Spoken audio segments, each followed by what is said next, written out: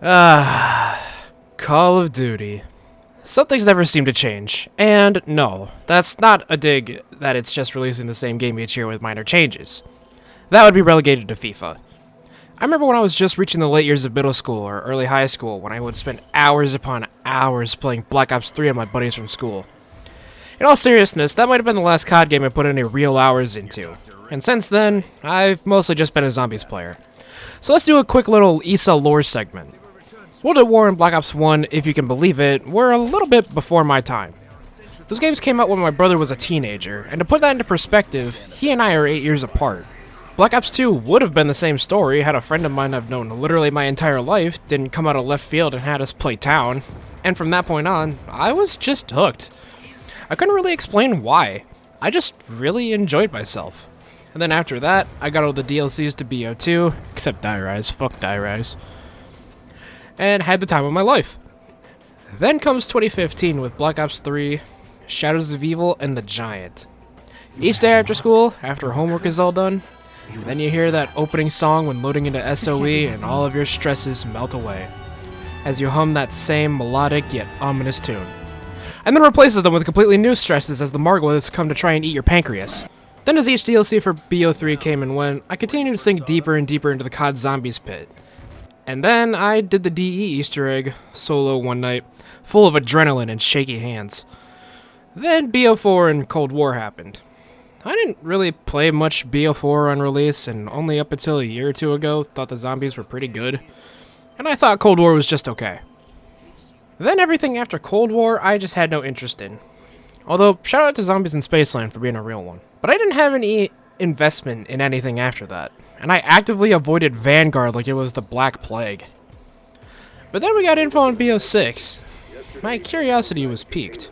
It was on Game Pass, and I am an Xbox gamer, so what did I have to lose? Tried a game of Liberty Falls for the first time and was unimpressed. More Cold War, I bemoaned to myself. But a buddy of mine pulled me into a game, and as time went on, something just clicked. I wasn't back in Shadows like 2015 again, but it was familiar. Comfortable, even. I became intrigued by the field upgrades, the ammo mods, the augment system.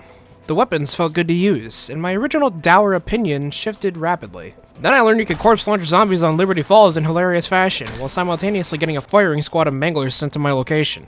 Beat the main quest / Easter egg, whatever your preferred naming convention is, and then went on to Terminus. That same feeling of familiarity became stronger. A grin started to stretch across my face. And taking the boats, while I'm not big into the warzonification of zombies, was really fun. All of the memories of Origins came back to my head the instant I was command grabbed tight by the amalgam, only wishing it was a woman telling me everything was going to be okay. And at the time of writing this script, Citadel de Mort dropped only about 2 weeks ago, and rumblings of an excavation site map being the next map to come around. I'll be blunt. Citadel de Mort has been my favorite map to release to a COD Zombies game for a long time. At the very least since Ancient Evil and BO4. So I guess I should start with the pros and cons sections, since I have no premise of what the hell is going on in the story. I'm just along for the ride. If you couldn't already tell, this video is predominantly zombies focused, but I can offer a few quick words about the other two modes. Campaign is fine. I have no strong feelings one way or another, to be honest. It's just fine. As for multiplayer, I had never really liked multiplayer much. Sometimes it just made for some fun times with friends, but I didn't have any real drive to play. Except for BO3, because it reminded me of Titanfall before Titanfall 2 came out, which is one of my favorite games ever. And then we got Apex, which, yeah, I hold no strong feelings for. But as far as BO6 multiplayer goes, I don't know, I'll just agree with whatever the general consensus is. Liberty Falls, if you've been living under a rock when it comes to zombies, I think this is a really good place to start. The layout is pretty simple, just two separate paths that eventually join back together for the remaining part of the map.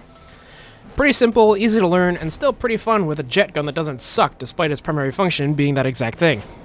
Terminus, this map is basically if you took everything I said about Liberty Falls and did none of it, except for the fun part.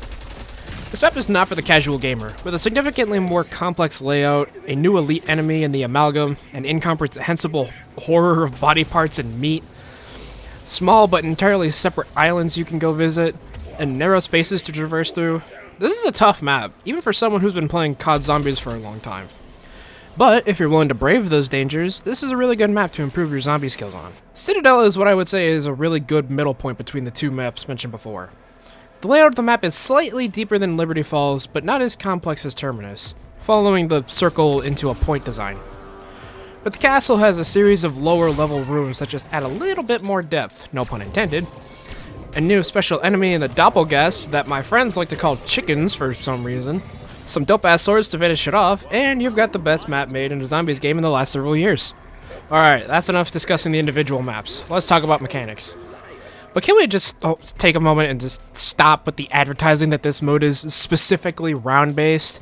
Like, we get it. You learned from your mistakes. But if it was so bad that you have to slap that shit in the front of the box, maybe you fucked up beyond repair. But at least we can return to form in a decent fashion, so good job, I guess. If you're a veteran of zombies and know how different the point system is, I just want to say that I don't particularly mind it.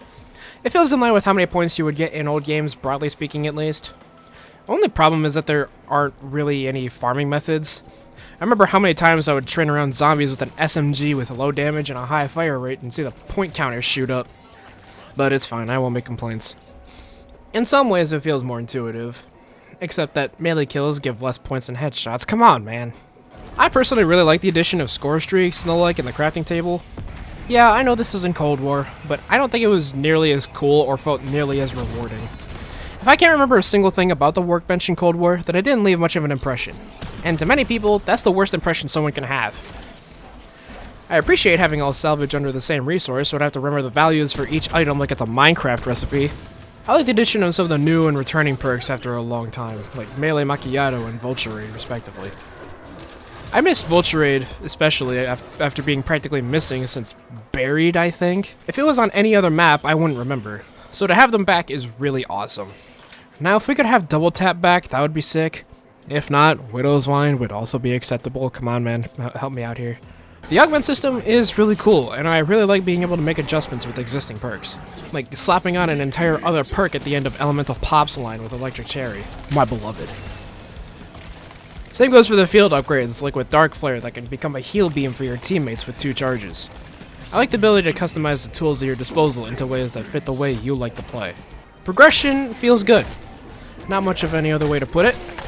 Every level up, weapon level up, even receiving a Gobble Gum is a nice little spectacle that feels well earned.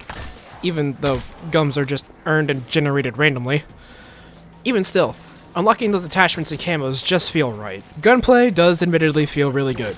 Sound design is good, and I really like all the wonder weapons in each of the maps. My favorite being the swords from Citadel, because with the melee speed augment on Macchiato, this becomes hilarious. The Easter eggs on these maps are fun to do, and on Citadel specifically, I make a run pretty much every time I play the map, just for the hell of it. They don't feel so draining on your mental energy like an Origins or a DE, or God forbid, Blood of the Dead, while still being decently challenging. It's really well done, I like it a lot.